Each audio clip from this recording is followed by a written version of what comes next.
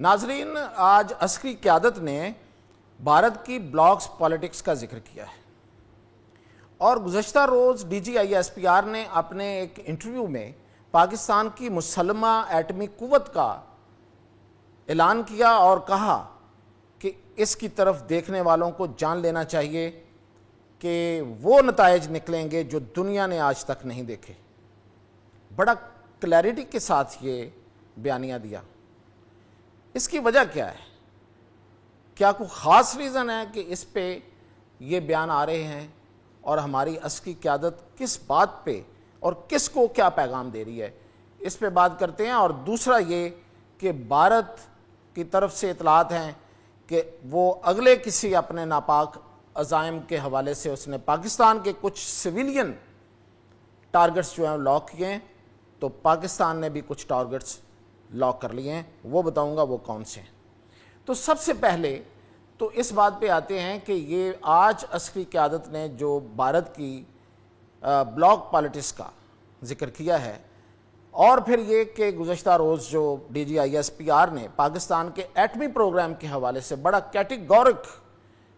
Categorically جو ایک statement دیا ہے، ایک بیانیہ دیا ہے، اس کے پیچھے دراصل وجہ کیا ہے؟ اس کے پیچھے وجہ یہ ہے کہ انڈیا مسلسل پاکستان کے ایٹمی پروگرام کو کنٹروورشل بنانا چاہتا ہے، اور اس نے یہ جو ہمارے ایک میزائل جو کہ ہمارے پاس تو وہ نہیں ہے، ہم تو ایسا کوئی میزائل نہیں بنا رہے کہ جو انٹر کانٹیننٹل بیلسٹک میزائل ہو، ہمیں تو اس خطے میں صرف خطرہ ہے تو وہ انڈیا سے، انڈیا کے علاوہ ہم کسی کو اپنا دشمن نہیں گردانتے، لیکن انڈیا اس میں مصر ہے کہ وہ پوری دنیا کو یہ بتائے کہ پاکستان اپنا ایک بیلسٹک میزائل بنا رہا ہے جو ایٹمی وار ہیڈ لے کے جائے گا، اور وہ ڈائریکٹ واشنگٹن کو اس میں ہمارے سامنے کھڑا کرنا چاہتا ہے۔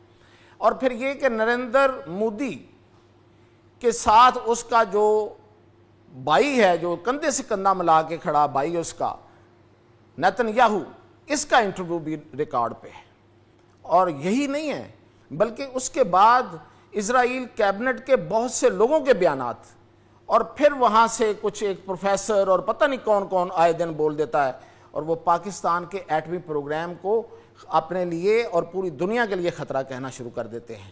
تو یہ بیسیکلی یہ کوئی عام سی بات نہیں ہے، اس کے پیچھے ایک پلاننگ ہے ان دو شیطانوں کی، اور یہ پلاننگ یہ ہے کہ یہ پاکستان کے ایٹمی پروگرام کو متنازع بنا کے پوری دنیا کے لیے خطرہ بتا کر اس پر ناپاک نظر رکھے ہوئے ہیں۔ دیکھیں، یہ کوئی آج کی بات تو نہیں ہے، یہ تو 1985 میں جب ہمارا ایٹمی پروگرام اب بھی تکمیل کے مراحل میں تھا، تو اس وقت ہی اسرائیل آ گیا تھا بھارت کے اندر، اور اس نے وہاں سے بھارت کے ساتھ مل کے پاکستان کے ایٹمی پروگرام پر حملہ کرنے کا پلان بنایا تھا۔ اور پھر پاکستان نے جو تھریٹ دیا تھا وہ یہ تھا کہ ٹھیک ہے، ہم ایک سوسائیڈل مشن بھیج رہے ہیں اسرائیل کے اندر، جو ظاہر ہے کہ ہمارے طیارے واپس اس وقت نہیں آ سکتے تھے، ہماری اس وقت یہ کیپیسٹی نہیں تھی کہ ہم حملہ کر کے واپس آ سکیں، تو وہاں حملہ کریں گے، سوسائیڈل حملہ کریں گے، شہادت پائیں گے، اور ایک ہم حملہ کریں گے انڈیا پر۔ تو اس کے بعد پھر جب یہ پیغام امریکہ تک پہنچا تو یہ پلان جو تھا انہوں نے اپنا روک لیا، لیکن یہ ان کے عزائم ابھی تھمے نہیں ہیں، اس لیے یہ D G I S P R نے بھی وارن کیا ہے، اور آج کی جو پریس ریلیز ہے، آج کی جو اعلامیہ ہے، اس میں بھی اس کی طرف جو ہے وہ واضح کہا گیا ہے کہ بھارت اسرائیل کو اپنے ساتھ ملا کے پاکستان کے خلاف محاذ بنا رہا ہے۔ تو یہ خبردار کرنے والی بات ہے، اور یہ پوری دنیا کو خبردار کیا ہے۔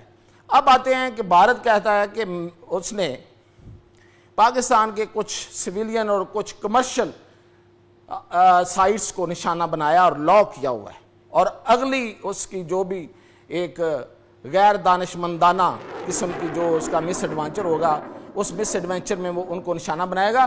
تو دیکھتے ہیں ہم نے کیا کیا، ہم نے بھی پھر ایک بنا لیے ہیں، ہم نے بھی لاک کر لیے ہیں۔ جب یہ میزائل اڑیں گے، یہ کہاں سے اڑیں گے؟ جہاں سے پہلے اڑے تھے، یاد ہوگا ان کو، جس نے ادھم پور پہ جا کے حملہ کیا تھا۔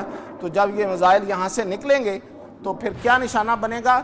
سب سے پہلے نشانہ ہوگا ان کا ہندوستان ایروناٹیکل لمیٹڈ، جو کہ ان کے फाइटर जेट बनाते हैं, तो वो कॉम्प्लेक्स सबसे पहले निशाना होगा।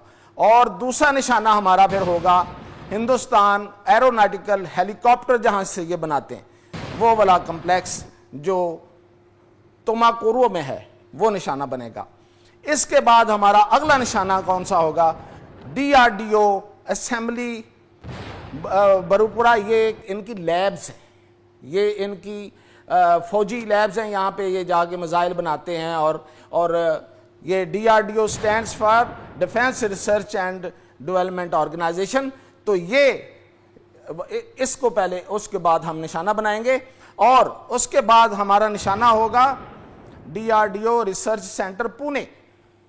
ये भी इनका एक बहुत बड़ा दफाई वहाँ पे साजो सामान तैयार करने वाला एक सेंटर है। और फिर हम यहाँ तक नहीं रुकेंगे, इसके बाद हम साइबर सिटी न्यू दिल्ली जाएंगे, जिसको DLF भी कहते हैं। और ये बहुत बड़ा इनका इंटरनेट सिटी है और साइबर सिटी है। नई दिल्ली के बाद कनाकिया सिलिकॉन वैली, जी मुंबई के पास, जहाँ पे पूरी दुनिया पूल हुई है, फिर वो भी निशाना होगी, वहाँ भी मिसाइल लगेंगे। और यही नहीं, इसके आगे इनका सबसे बड़ा जो बिजली घर है, रिफाइनरी है, पूरी दुनिया की सबसे बड़ी रिफाइनरी जो है वो मुकेश अंबानी रिफाइनरी है गुजरात में। इसको निशाना बनाएंगे और फिर देखेंगे कि भारत जो है वो कैसे ठहरता है। और इसके यहाँ ही नहीं, बल्कि अडानी गोडा थर्मल प्लांट झारखंड में, ये कोल का बहुत बड़ा प्रोजेक्ट है, ये भी हमने लॉक कर लिया है। हिंदुस्तान वालों, अगर तुमने लॉक किए हैं तो फिर ये भी लॉक हैं।